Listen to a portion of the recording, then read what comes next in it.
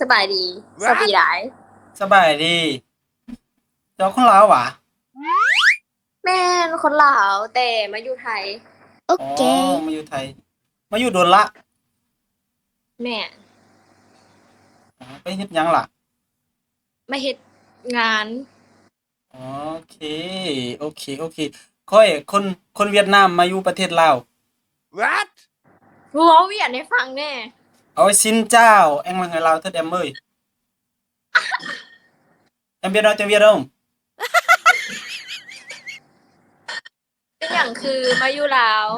อ้ายอ้ายมาซอกเมียคนลาวอ้าย What?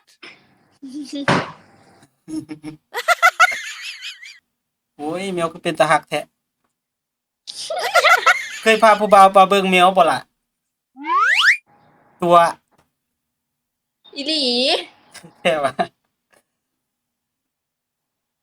โอเคชื่อหยังล่ะ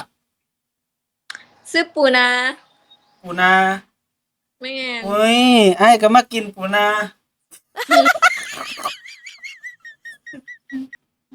แซ่บมาบ่ล่ะเฮ็ดหยังเอาก็บอกว่ามาซอกเมียคนลาว แบบเฮ็ดงานหั่นนะ เห็นว่ามาขายของไงให้มาขายหม้อ What? อ๋อแม่นละ